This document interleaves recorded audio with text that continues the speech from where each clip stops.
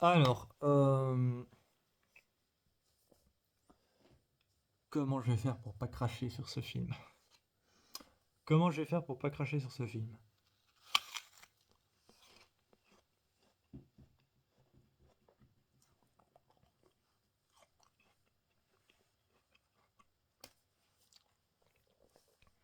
Alors aujourd'hui, il va s'agir du film.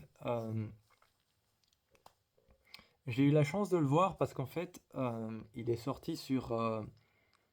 Je crois qu'il est sorti sur HBO ou sur je sais plus quelle plateforme de streaming. Mais j'ai eu la chance d'aller voir Destination Finale Bloodline. J'ai eu la chance de le voir, même si je me rappelle bien, j'avais vu Destination Finale 2, Destination Finale 3, je pense, et Destination Finale 5.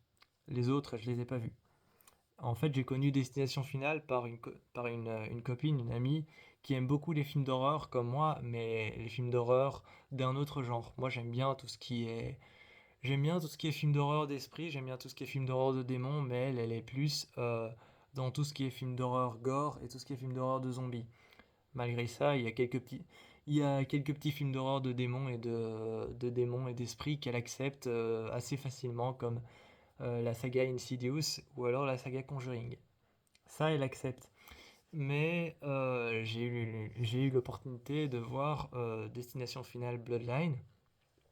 J'avais vu le 5 ça passait encore, je le trouvais bien. Destination Finale Bloodline, je vais essayer de pas cracher sur le film parce que c'est vraiment Destination Finale, c'est vraiment une saga que je n'aime pas trop. Désolé pour ceux qui aiment la saga, hein. Mais c'est une saga que j'apprécie pas trop parce que moi je trouve que c'est juste une chute successive d'événements prévisibles et imprévisibles. Je trouve que c'est vraiment une chute successive d'événements prévisibles et imprévisibles et hasardeux qui arrivent les uns après les autres pour finalement créer la mort de personnages qui sont dans une histoire qui paraît un peu tourner autour d'un film d'horreur. Pour moi, c'est vraiment ça. Et je trouve que c'est vraiment une succession d'événements qui surgissent du hasard.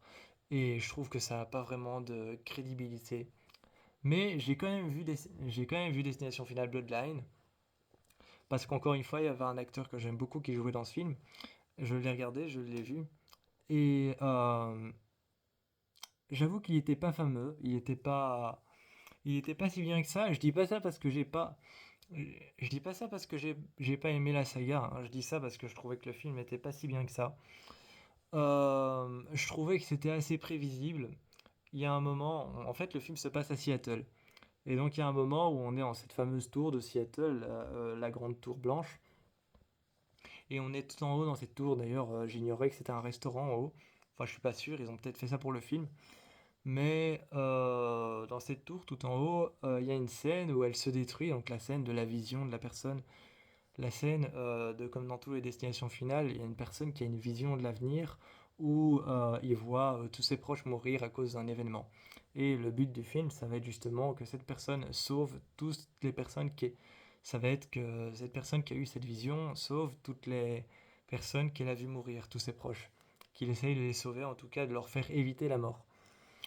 Et en voyant cet événement se produire, cette fille a sauvé une centaine de personnes en voyant en fait cette tour se détruire.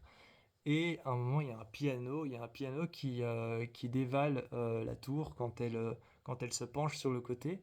T'as un piano qui dévale la tour et qui glisse le long du, le long du sol de verre. Il glisse et il percute une personne et il percute surtout les bords qui sont des vitres. Il percute les bords vitrés, les fenêtres vitrées, et il passe au travers des vitres et il tombe dans le vide. Et puis t'as la caméra qui filme un gardien qui passe en dessous de la, qui passe juste, qui est en dessous de la tour, qui est en bas de la tour, et on voit ce gardien qui attend justement qu'il y ait d'autres personnes qui veuillent monter dans l'ascenseur qu'il y a dans le pied de la tour, et pour les faire monter, il attend. Et vraiment, une fois que j'ai vu ça, ce plan montrer le piano qui tombait qui est tombé et qui a pété les vitres, et qu'on voyait ensuite, juste après cette personne en bas, je me suis dit, le piano va lui tomber dessus. Et c'était ce qui est arrivé. Le truc avec Destination Finale, surtout dans celui-ci, je trouvais, parce que je me rappelle des autres, mais surtout dans celui-là, le problème, c'est qu'il montrait à chaque fois l'événement qui allait se produire. Il montrait à chaque fois l'événement qui allait se produire, et ensuite il montrait un tout petit indice de qui allait le ramasser sur la gueule. Et, et comme il montrait cet événement de qui allait le ramasser sur la gueule, après t'as plus de surprise du truc. Genre par exemple ce piano qui tombe de la tour pendant la vision, et l'homme qui est juste en bas, bah tu sais que c'est lui qui va ramasser le piano Tu sais que c'est lui qui va ramasser le piano en pleine gueule parce que c'est lui qui est en dessous. À la fin du film, t'as un homme qui dit oui, vous l'avez sauvée, mais elle n'était pas complètement morte. Et la mort veut parvenir à ses fins. C'est ce qui a été dit tout au début du film. Alors, finalement, on voit une vieille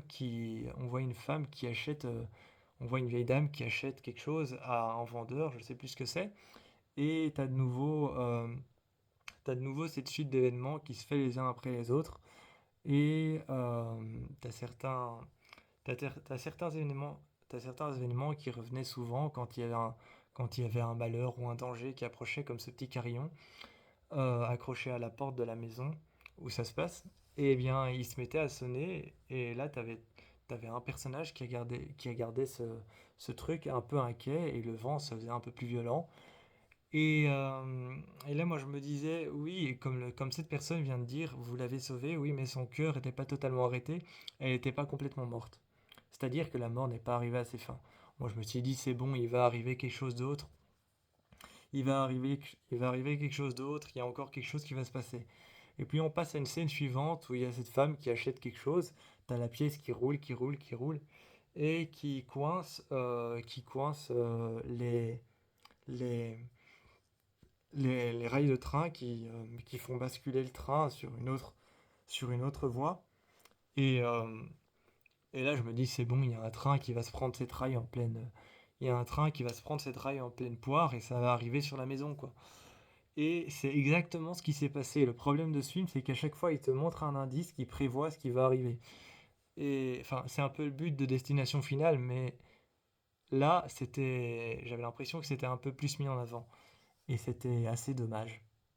C'était assez dommage parce que je me suis dit, comme ils ont repris la saga Destination Finale, qui était déjà arrivée quand même à 5 chapitres, parce qu'on est on est au sixième chapitre, comme ils ont repris simplement la saga Destination Finale, ils n'ont pas continué, ils n'ont pas fait une sorte.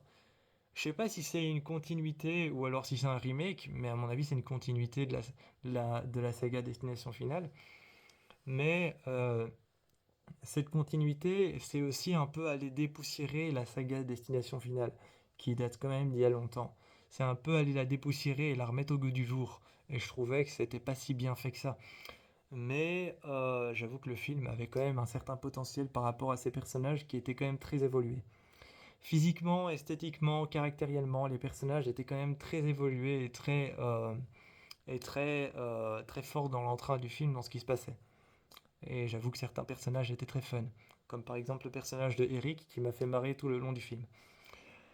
Bref, pour ceux qui ont aimé Destination Finale, la saga Destination Finale, je vous encourage à aller voir Destination Finale Bloodline. C'était assez sympa, pas si terrifiant que ça, mais assez sympa à regarder pour une pour un soir entre copains, pour un soir entre copains, Destination Finale Bloodline peut être assez sympa à regarder dans le noir entre amis. Mais sinon, sans plus. C'était pas vraiment le film d'horreur qui m'a marqué. C'est pas comme le film d'horreur Smile qui m'a vraiment marqué, lui. Donc voilà, moi je vous fais plein de bisous. À la prochaine vidéo.